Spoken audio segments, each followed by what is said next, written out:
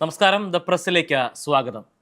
നിരവധിയായിട്ടുള്ള വാർത്തകൾ ഉണ്ടായ ദിവസമായിരുന്നു ഇന്നലെ. കേരള രാഷ്ട്രീയത്തിൽ തന്നെ വലിയ രീതിയിൽ വിപുലമായിട്ടുള്ള തുടർ ദിവസങ്ങളിലേക്ക് തുടർ ചലനങ്ങൾ ഉണ്ടാക്കാൻ പാകപ്പെടുന്ന തരത്തിലേക്കുള്ള ചില വാർത്തകൾ. അത് ആന്റണി രാജുവിൻ്റെ കേസുമായി ബന്ധപ്പെട്ട വിധി ഉൾപ്പെടെയുള്ള കാര്യങ്ങൾ. ഒപ്പം തന്നെ ലോക വാർത്തകളുമായി ബന്ധപ്പെട്ട് നോക്കുകയാണെങ്കിൽ വെനസ്വേലൻ പ്രസിഡന്റിനെ ബന്ദിയാക്കിയ അമേരിക്കയുടെ നടപടി, അതിനെതിരെ ഉയരുന്ന ലോകത്തിൻ്റെ പ്രതിഷേധം തുടങ്ങിയിട്ടുള്ള കാര്യങ്ങളൊക്കെ തന്നെയാണ് പ്രധാനപ്പെട്ട വാർത്തകളായി ഇന്നത്തെ പത്രങ്ങളിൽ ഒന്നാം പേജിൽ തന്നെ ഇടം പിടിച്ചിരിക്കുന്നത് എന്നുള്ളതാണ്. മാതൃഭൂമി പത്രം അതിൻ്റെ ഏറ്റവും പ്രധാനപ്പെട്ട വാർത്തയായി നൽകിയിരിക്കുന്നത് വെനസ്വേലയിൽ അമേരിക്കൻ അധിനിവേശം, പ്രസിഡന്റ് മഡുറോയെയും ഭാര്യയെയും US തട്ടിക്കൊണ്ടുപോയി, പ്രസിഡന്റിനെ റാഞ്ചി എന്നുള്ളതാണ് അതിൻ്റെ ഏറ്റവും പ്രധാനപ്പെട്ട വാചകമായി ആ വാർത്തയ്ക്ക് നൽകിയിരിക്കുന്നത് എന്നുള്ളതാണ്.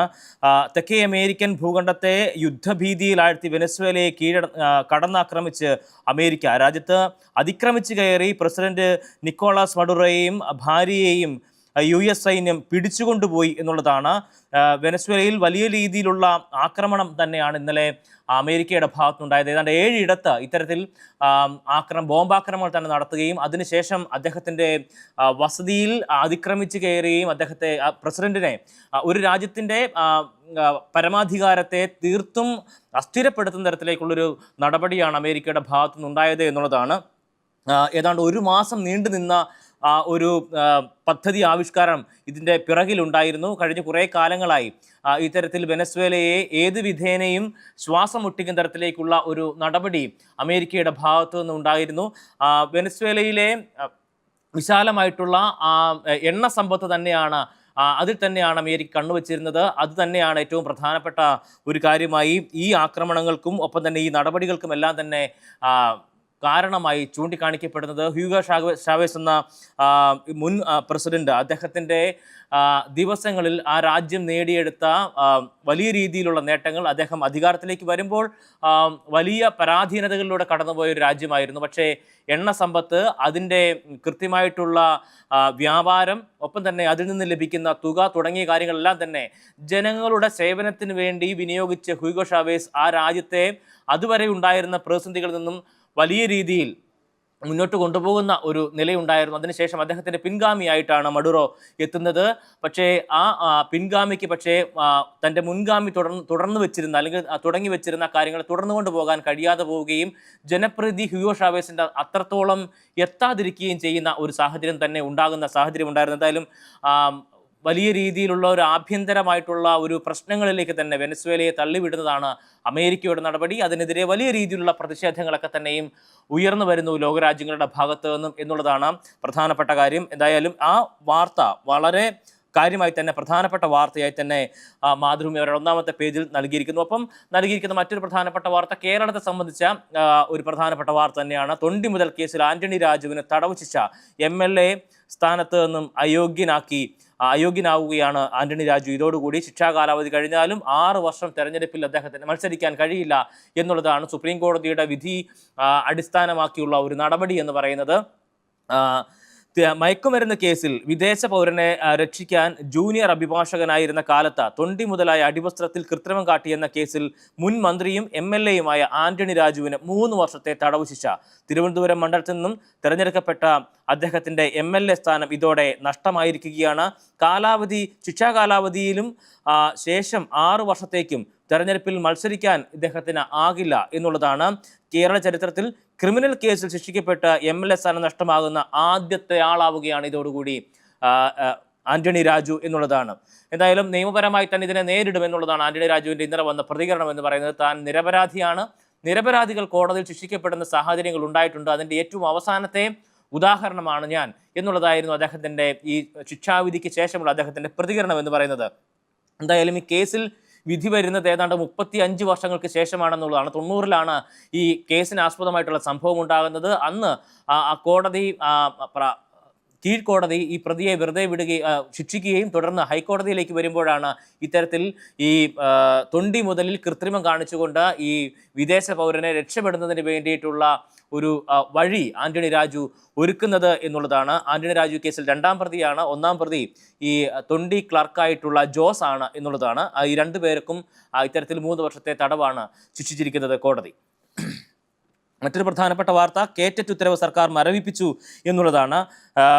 അധ്യാപകരുടെ സ്ഥാനക്കയറ്റത്തിന് കേരള ടീച്ചേഴ്സ് എലിജിബിലിറ്റി ടെസ്റ്റ് നിർബന്ധമാക്കിയ ഉത്തരവ് പൊതുവിദ്യാഭ്യാസ വകുപ്പ് മരവിപ്പിച്ചു. ഭരണ പ്രതിപക്ഷ ഭേദമില്ലാതെ അധ്യാപക സംഘടനകൾ പ്രതിഷേധവുമായി എത്തിയതോടുകൂടിയാണ് മന്ത്രി വി ശിവൻകുട്ടി ഇടപെട്ട് ഈ ഒരു നടപടിയിലേക്ക് കടന്നിരിക്കുന്നത്. കൂടുതൽ സ്പഷ്ടീകരണം ആവശ്യമുള്ളതിനാൽ ഉത്തരവ് മരവിപ്പിച്ചതായി പൊതുവിദ്യാഭ്യാസ വകുപ്പ് വ്യക്തമാക്കുകയായിരുന്നു. ശമ്പള പരിഷ്കരണത്തിന് സർക്കാർ ബജറ്റിന് മുമ്പ് പ്രഖ്യാപിച്ചേക്കും എന്നുള്ള ഒരു വാർത്ത മാതൃഭൂമി നൽകിയിരിക്കുന്നു. ഒപ്പം തന്നെ ഈ ബജറ്റിന് മുമ്പ് തന്നെ ഒരു പ്രഖ്യാപനം വരാനുള്ള കാരണമെന്ന് പറയുന്നത് ഇപ്പോൾ തെരഞ്ഞെടുപ്പ് കൂടി വരാനിരിക്കുന്ന ഒരു സാഹചര്യമാണ്. അപ്പോൾ സ്വാഭാവികമായി ഇത്തരത്തിലുള്ള നിരവധിയായിട്ടുള്ള പ്രഖ്യാപനങ്ങൾക്ക് സാധ്യതയുള്ള സമയം കൂടിയാണ്. അതുകൊണ്ട് തന്നെ ആ വാർത്ത അങ്ങനെയാണ് മാതൃഭൂമി അവതരിപ്പിച്ചിരിക്കുന്നത്.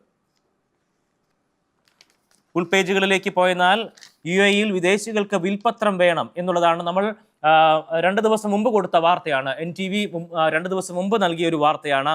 അത് പ്രധാനപ്പെട്ട വാർത്തയായി മാതൃഭൂമി ഇന്നത്തെ ദിനപത്രത്തിൻ്റെ അവരുടെ ഗൾഫ് വർത്തമാനം പേജിൽ ഏറ്റവും പ്രധാനപ്പെട്ട വാർത്തയായി ഇന്ന് നൽകിയിരിക്കുന്നു എന്നുള്ളതാണ്.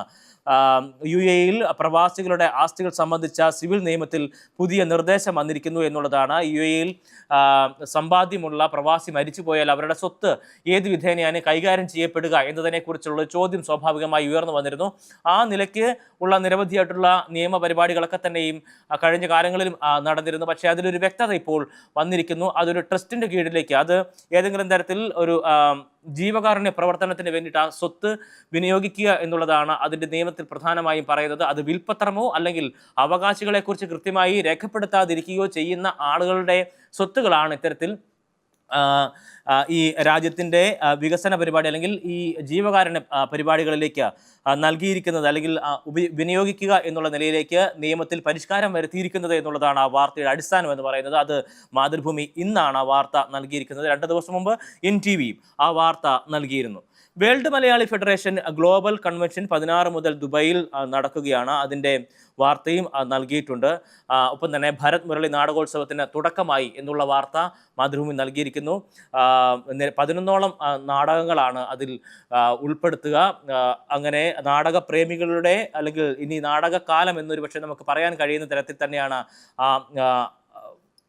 ഈ നാടകോത്സവത്തിന് തുടക്കമാകുമ്പോൾ അതിനെ ആ നിലയ്ക്ക് തന്നെ നമുക്ക് വിശേഷിപ്പിക്കാൻ കഴിയും.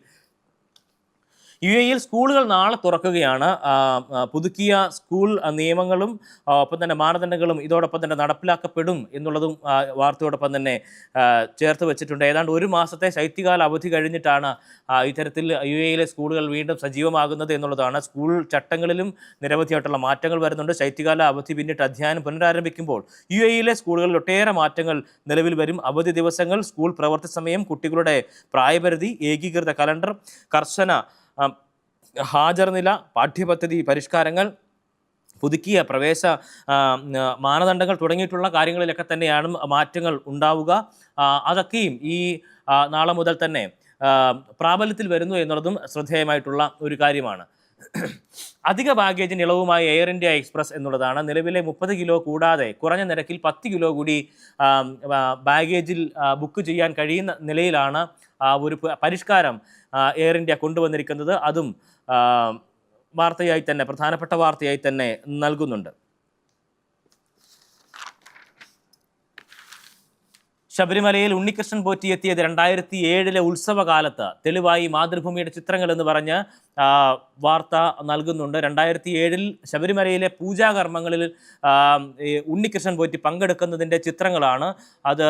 മാതൃഭൂമിയുടെ ഫോട്ടോഗ്രാഫറായിട്ടുള്ള PP രതീഷ് പകർത്തിയ ചിത്രമാണ്. ആ നിലയിൽ ഇപ്പോൾ അത് ഈ ശബരിമല വിഷയങ്ങളൊക്കെ തന്നെ ഇത്തരത്തിൽ വലിയ രീതിയിൽ ചർച്ച ചെയ്യപ്പെട്ട് നിൽക്കുന്ന ഒരു ഘട്ടത്തിൽ അത് സുപ്രധാനമായിട്ടുള്ള തെളിവായി കൂടി കണക്കാക്കപ്പെടുന്ന ഒരു സംഗതിയാണ് എന്നതും ആ വാർത്തയുടെ പ്രാധാന്യം വർദ്ധിപ്പിക്കുന്നുണ്ട്.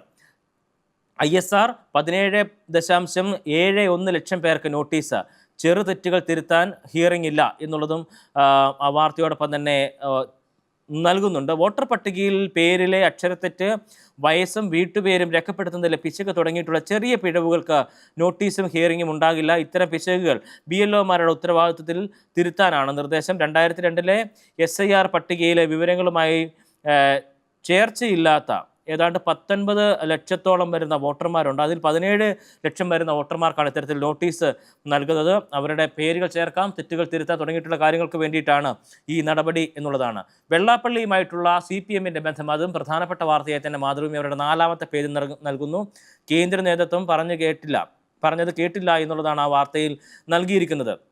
BJPക്ക് വേണ്ടിയാണ് SNDP യോഗം നേതൃത്വത്തിൻ്റെ പ്രവർത്തനമെന്നാണ് CPM-ന്റെ കേന്ദ്ര കമ്മിറ്റി ഓർമ്മിപ്പിച്ചിരുന്നത്. പക്ഷേ അപ്പോഴും വെള്ളാപ്പള്ളിയെ തള്ളിപ്പളയാൻ സംസ്ഥാന നേതൃത്വം തയ്യാറായിട്ടില്ല, പിണറായി വിജയൻ തയ്യാറായിട്ടില്ല എന്നുള്ളതാണ് പ്രധാനപ്പെട്ട കാര്യം. അതാണ് ആ വാർത്തയിൽ ചൂണ്ടിക്കാണിക്കുന്നത്. LDF-നെ തൊണ്ടി മുതലും തിരിഞ്ഞുകുത്തി എന്നുള്ളതാണ് 36 വർഷത്തെ വ്യവഹാരം തുടങ്ങിയിട്ടുള്ള കാര്യങ്ങളെല്ലാം തന്നെ ആന്റണി രാജുവുമായി ബന്ധപ്പെട്ട തൊണ്ടി മുതൽ കേസുമായി ബന്ധപ്പെട്ട വാർത്ത നൽകിയിരിക്കുന്നു. അതിൽ ആന്റണി രാജു കോടതിയിൽ നിന്ന് പുറത്തേക്ക് വരുന്നതിൻ്റെ ചിത്രം ഉൾപ്പെടെ നൽകിക്കൊണ്ടാണ്, പോലീസ് സുരക്ഷയിൽ പുറത്തേക്ക് വരുന്ന ആന്റണി രാജു MLA എന്നുള്ളതാണ് ആ ചിത്രത്തിൻ്റെ തലക്കെട്ടായി നൽകിയിരിക്കുന്നത്. ഒപ്പം തന്നെ അടിവസ്ത്രം അയോഗ്യനാക്കി എന്നുള്ളത് ഒരു തലക്കെട്ടായി നൽകിക്കൊണ്ട് അതിൻ്റെ സംഭവത്തിൻ്റെ ഒരു രത്നചുരുക്കം ഉൾപ്പെടെ നൽകിക്കൊണ്ടാണ് ആ റിപ്പോർട്ട് തയ്യാറാക്കിയിരിക്കുന്നത്. അതിൻ്റെ ഒരു ഗ്രാഫിക്കൽ റെപ്രസെൻറ്റേഷൻ ഉൾപ്പെടെ അതിന് നൽകിയിട്ടുണ്ട് എന്നുള്ളതാണ്. നിരവധി തവണ ഈ കേസ് വഴിമുട്ടി നിൽക്കുന്ന സാഹചര്യങ്ങളൊക്കെ തന്നെ ഉണ്ടായിരുന്നു. എന്തായാലും ആ അന്വേഷണ ഉദ്യോഗസ്ഥരുടെ നിശ്ചയദാർഢ്യമാണ് ഈ 3.5 പതിറ്റാണ്ടിന് ശേഷം ആ കേസിൽ ഒരു വിധി വരാനായിട്ടുള്ള, അല്ലെങ്കിൽ കുറ്റക്കാർ ശിക്ഷിക്കപ്പെടണം അല്ലെങ്കിൽ ശിക്ഷിക്കപ്പെടുന്ന നിലയിലേക്ക് കാര്യങ്ങൾ എത്തിയത് എന്നുള്ളതാണ്. ഒരുപാട് പീഡനങ്ങൾ ഒരുപക്ഷെ ആ മനുഷ്യന് മാനസികമായി തന്നെ അനുഭവിച്ചിട്ടുണ്ടാവണം. അതും ഈ ഘട്ടത്തിൽ എടുത്തു പറയാതിരിക്കാനാവില്ല.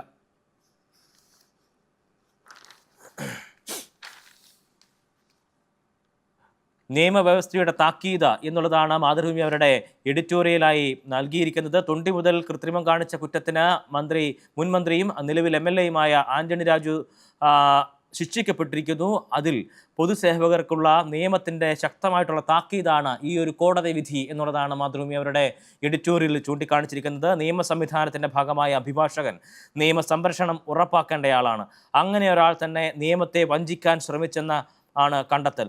ലഘുവായി ഇതിനെ കാണാൻ കഴിയില്ല എന്നുള്ളതാണ് മാതൃഭൂമി അവരുടെ എഡിറ്റോറിയലിൽ ചൂണ്ടിക്കാണിച്ചിരിക്കുന്നത്. ഒപ്പം തന്നെ എഡിറ്റോറിയൽ പേജിൽ നൽകിയിരിക്കുന്ന മറ്റൊരു പ്രധാനപ്പെട്ട കാര്യം എന്ന് പറയുന്നത് വെനസ്വേലയിൽ അമേരിക്ക നടത്തിയിട്ടുള്ള അധിനിവേശത്തെക്കുറിച്ച് തന്നെയാണ്. അതിൽ കണ്ണിൽ എണ്ണ എന്ന് തന്നെയാണ് അതിൻ്റെ തലക്കെട്ടായി നൽകിയിരിക്കുന്നത്. നമ്മൾ ഈ പ്രസ് ആരംഭിക്കുന്നതിന് തൊട്ട് മുമ്പ് തന്നെ നമ്മൾ കാര്യം ചൂണ്ടിക്കാണിച്ചിരുന്നു.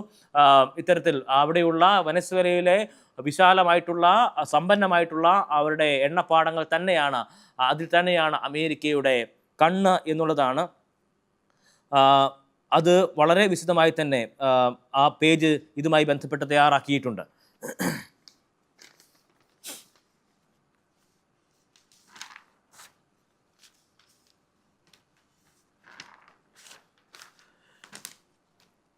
സ്പോർട്സ് പേജിലേക്ക് വന്നാൽ മാതൃഭൂമി സ്പോർട്സ് പേജിൽ ന്യൂസിലാൻഡിനെ എതിരായിട്ടുള്ള ഏകദിന പരമ്പരയ്ക്കുള്ള ഇന്ത്യൻ ടീമിനെ ഇന്നലെ പ്രഖ്യാപിക്കുന്നു.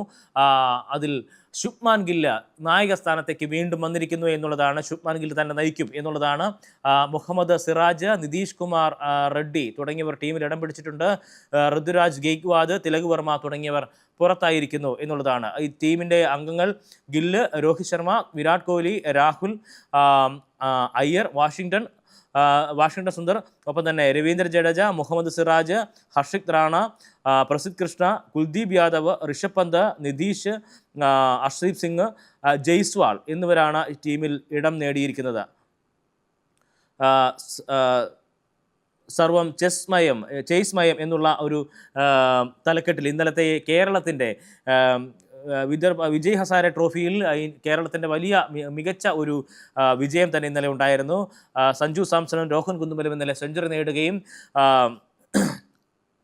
മികച്ച ഒരു വിജയം ജാർഖണ്ഡിനെതിരെ 8 വിക്കറ്റിനെ പരാജയപ്പെടുത്തിക്കൊണ്ട് കേരളം നേടുകയും ചെയ്തിരുന്നു. ആ വാർത്തയാണ് പ്രധാനപ്പെട്ട വാർത്തയായി നൽകിയിരിക്കുന്നത്. ഒപ്പം തന്നെ ദേവദത്തിന് 4ാം സെഞ്ചുറി എന്നുള്ള ഒരു വാർത്ത നൽകിയിരിക്കുന്നു. പാണ്ഡ്യയുടെ വെടിക്കെട്ട് ഇന്നലെ ഓരോ ഓവറിൽ 34 റൺസ് പാണ്ഡ്യ നേടുകയും ഒപ്പം തന്നെ സെഞ്ചുറി നേടുകയും ഒക്കെ തന്നെ ചെയ്തിരുന്നു. അതും പ്രധാനപ്പെട്ട വാർത്തയായി തന്നെ നൽകിയിരിക്കുന്നു.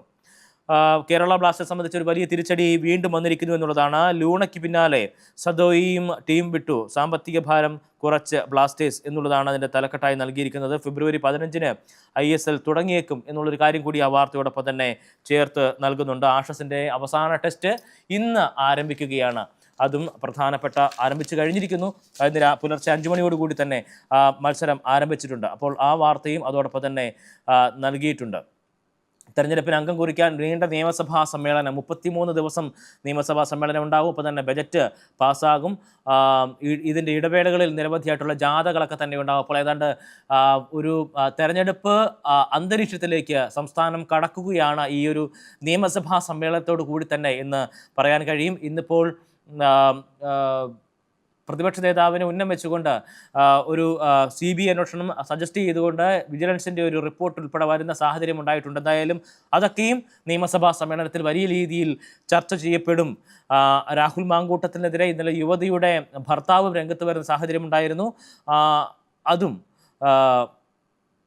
ആ വാർത്തയോടൊപ്പം തന്നെ ചേർത്ത് നൽകുന്നുണ്ട്. മാധ്യമത്തിലേക്ക് വന്നാൽ മാധ്യമം അതിൻ്റെ പ്രധാനപ്പെട്ട വാർത്തയായി ഈ വെനസ്വേലയിൽ അമേരിക്ക നടത്തിയിരിക്കുന്ന അധിനിവേശം തന്നെയാണ് പ്രധാനപ്പെട്ട വാർത്തയായി നൽകിയിരിക്കുന്നത്. അതിൽ നൽകിയിരിക്കുന്ന വാചകങ്ങളും അതുതന്നെയാണ്. വെനസ്വേലയിൽ US അധിനിവേശം, അത് വലിയ അക്ഷരത്തിൽ മാധ്യമം കഴിഞ്ഞ കുറേ ദിവസങ്ങളായി ഒന്നാം പേജ് ഇത്തരത്തിൽ നൽകിയിരുന്നില്ല. അതും പ്രധാനപ്പെട്ട വാർത്തയായി തന്നെ നൽകിയിട്ടുണ്ട്. ഒപ്പം ഇന്നലെ നടന്നിട്ടുള്ള ആക്രമണങ്ങളൊക്കെ തന്നെയും ആ വാർത്തയിൽ പ്രധാനമായി നൽകിയിരിക്കുന്നു. ഒപ്പം തന്നെ എണ്ണയിൽ കണ്ണുവെച്ച് എന്നുള്ള തലക്കെട്ടിൽ തന്നെ മാധ്യമവും ഒരു ബോക്സ് വാർത്ത അതിൽ നൽകിയിട്ടുണ്ട്. മദീനയ്ക്ക് സമീപം ഇന്നലെ ഒരു വാഹനാപകടം ഉണ്ടായിരുന്നു. അവിടെ 4 മലയാളികൾ, മലപ്പുറം സ്വദേശികളാണ്, ഒരു കുടുംബത്തിലെ 4 പേർ മരിക്കുന്ന സാഹചര്യമുണ്ടായി. അത് പ്രധാനപ്പെട്ട വാർത്തയായി തന്നെ ഒന്നാമത്തെ പേജിൽ മാധ്യമം നൽകിയിട്ടുണ്ട്. ഉൾപേജുകളിലേക്ക് വന്നാൽ Sheikh Mohammed bin Rashid Dubai ഭരണത്തിൽ 2 പതിറ്റാണ്ട് എന്നുള്ളതാണ് ആ വാർത്തയുടെ തലക്കെട്ട്. 2006 ജനുവരി 4-നാണ് ദുബായ് ഭരണാധികാരി അദ്ദേഹം ചുമതലയേറ്റത്. അതിനുശേഷം നിരവധിയായിട്ടുള്ള വികസന പ്രവർത്തനങ്ങൾ, തൻ്റെ ജനങ്ങൾക്ക് ഏറ്റവും മികച്ചത് നൽകണമെന്നുള്ള നിശ്ചയദാർഢ്യത്തോടുകൂടി പ്രവർത്തിക്കുന്ന ഒരു ഭരണാധികാരി, അതാണ് അദ്ദേഹത്തെ, ആ നിലയ്ക്കാണ് അദ്ദേഹത്തെ ലോകം വിലയിരുത്തുന്നത്. ഈ 2 പതിറ്റാണ്ടെന്ന് പറയുന്നത് രാജ്യത്തിൻ്റെ വളർച്ചയുടെ സുപ്രധാനമായിട്ടുള്ള ഒരു 2 പതിറ്റാണ്ടായി തന്നെ അടയാളപ്പെടുത്തുന്ന കാലം കൂടിയാണ് എന്നതും ശ്രദ്ധേയമാണ്. കനത്ത മൂടൽ മഞ്ഞാണ് കഴിഞ്ഞ ദിവസങ്ങളിലൊക്കെ തന്നെ അനുഭവപ്പെട്ടത്. നിരവധിയായിട്ടുള്ള വിമാനങ്ങൾ വഴിതിരിച്ചു വിടുന്ന സാഹചര്യം ഉണ്ടായിരുന്നു. 23 വിമാനങ്ങൾ വഴിതിരിച്ചു വിട്ടതായി ദുബായ് എയർപോർട്ട് ഇന്നലെ അറിയിക്കുന്ന സാഹചര്യമുണ്ടായി. അത് വാർത്തയായി തന്നെ, പ്രധാനപ്പെട്ട വാർത്തയായി തന്നെ നൽകിയിരിക്കുന്നു. ഒപ്പം തന്നെ അധിക ബാഗേജിൻ്റെ ഇളവുമായി എയർ ഇന്ത്യ ഇന്നലെ സുപ്രധാനമായിട്ടുള്ള അവരുടെ ഒരു നിലപാട് വ്യക്തമാക്കിയിരുന്നു. അതും പ്രധാനപ്പെട്ട വാർത്തയായി നൽകിയിട്ടുണ്ട്. വേൾഡ് മലയാളി ഫെഡറേഷൻ്റെ ഗ്ലോബൽ കൺവെൻഷൻ 16 മുതൽ ആരംഭിക്കുന്നു. അതും പ്രധാനപ്പെട്ട വാർത്തയാണ്. ആകാശത്തോളം ഉയരെ 16 വർഷം ബുർജ് ഖലീഫയ്ക്ക് പിറന്നാൾ. 2010 ജനുവരി 4-നാണ് കെട്ടിടം ലോകത്തിന് സമർപ്പിച്ചത് എന്നുള്ളതാണ്. അതും പ്രധാനപ്പെട്ട വാർത്തയായി തന്നെ മാധ്യമം അവരുടെ 3-ാം പേജിൽ നൽകിയിട്ടുണ്ട്. എമർജൻസി വാഹനങ്ങൾക്ക് വഴിയൊരുക്കൽ ഓർമ്മിപ്പിച്ച് അധികൃതർ വീഴ്ച വരുത്തിയാൽ 3000 ദിർഹം പിഴ. റോഡ് മുറിച്ച് കടക്കേണ്ട സമയമാണെങ്കിൽ പോലും എമർജൻസി വാഹനങ്ങൾക്ക് മുൻഗണന കൊടുക്കണം എന്നുള്ളതാണ് അതിൽ പ്രധാനമായും നിർദ്ദേശിക്കപ്പെട്ടിരിക്കുന്നത്.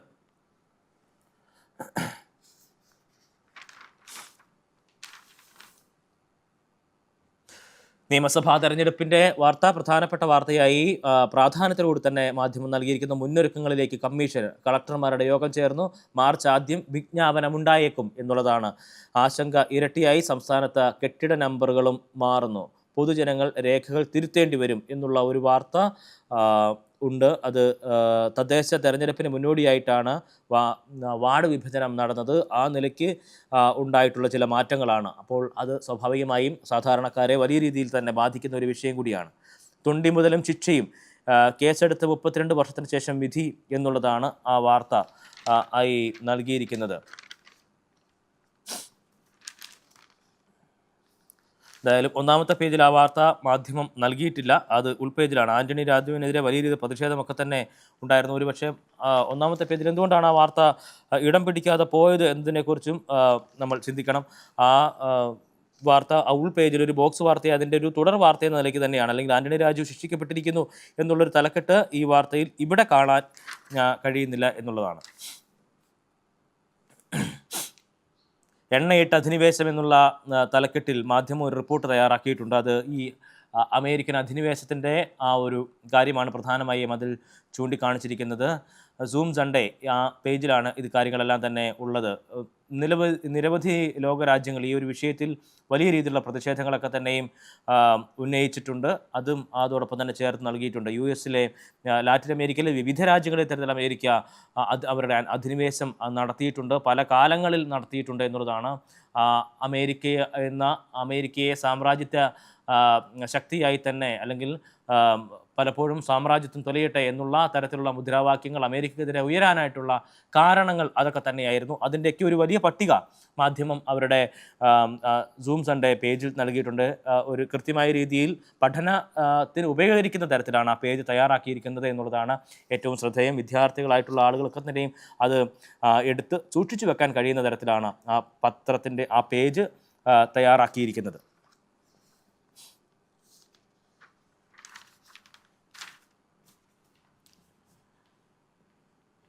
അയോഗ്യൻ എന്നുള്ള തലക്കെട്ടിൽ പൊതുവൃത്താന്തം പേജിലാണ് തൊണ്ടിമുതൽ കേസുമായി ബന്ധപ്പെട്ട ആന്റണി രാജുവിനെ അയോഗ്യനാക്കിയിട്ടുള്ള വാർത്ത നൽകിയിരിക്കുന്നത് എന്നുള്ളതാണ്. അത് 10ാമത്തെ പേജിൽ അത്രമേൽ 10ാമത്തെ പേജിലെ പ്രധാനപ്പെട്ട വാർത്തയാണെങ്കിലും പക്ഷേ കേരള രാഷ്ട്രീയത്തെ സംബന്ധിച്ചിടത്തോളം വലിയ രീതിയിൽ പ്രാധാന്യമുള്ളൊരു സംഗതിയായിരുന്നു. പക്ഷേ അത് മുൻ പേജിൽ ഇടം പിടിക്കേണ്ട ഒരു വാർത്ത കൂടിയാണ് എന്നുള്ളതാണ്. തൊണ്ടിമുതൽ തിരിമറി കേസിൽ മുൻ മന്ത്രി ആന്റണി രാജുവിന് 3 വർഷം തടവ് എന്നുള്ളതാണ്. 90-ൽ നടന്ന കുറ്റകൃത്യത്തിൽ ആന്റണി രാജുവും മുൻ കോടതി ഉദ്യോഗസ്ഥൻ ജോസും കുറ്റക്കാർ. ആന്റണി രാജുവിനെതിരെ കോടതി പരിസരത്ത് പ്രതിഷേധം ഉണ്ടായി, സംഘർഷമുണ്ടായി. MLA പദവി അദ്ദേഹത്തിന് നഷ്ടമാവുകയും ചെയ്തിട്ടുണ്ട്. കാര്യങ്ങളൊക്കെ തന്നെയും അതിൽ വാർത്തയിൽ നൽകിയിട്ടുണ്ട്. കായികം പേജിലേക്ക് വന്നാൽ സഞ്ജുമ്മൽ ബോയ്സ് എന്നുള്ള തലക്കെട്ടിലാണ് ജാർഖണ്ഡിനെതിരെ കേരളത്തിൻ്റെ 8 വിക്കറ്റ് ജയത്തെ മാധ്യമം അടയാളപ്പെടുത്തിയിരിക്കുന്നത്. മികച്ച ഒരു തലക്കെട്ട് തന്നെയായി അത് നമുക്ക് കണക്കാക്കാൻ കഴിയും. എന്തായാലും ഇന്നലത്തെ അവർ 2 പേരുടെ സെഞ്ചുറി തന്നെയാണ് ആ ഒരു മികച്ച വിജയം ജാർഖണ്ഡിനെതിരെ നേടാൻ കേരളത്തിന് സഹായിച്ചത് എന്നുള്ളതാണ്. ന്യൂസിലാൻഡിനെതിരായിട്ടുള്ള ഏകദിന പരമ്പര ഗിൽ നയിക്കും എന്നുള്ള വാർത്തയും സ്പോർട്സ് പേജിൽ നൽകിയിട്ടുണ്ട്. സിറാജും ശ്രേയസും ഇന്ത്യൻ ടീമിൽ തിരിച്ചെത്തുന്നു. ഒപ്പം ശ്രേയസ് അയ്യരായിരിക്കും വൈസ് ക്യാപ്റ്റൻ എന്നുള്ളതാണ് ആ വാർത്ത മറ്റൊരു പ്രധാനപ്പെട്ട വരിയായി ചേർത്തിരിക്കുന്നത്. ദ പ്രസ് പൂർണ്ണമാവുകയാണ്. നമസ്കാരം.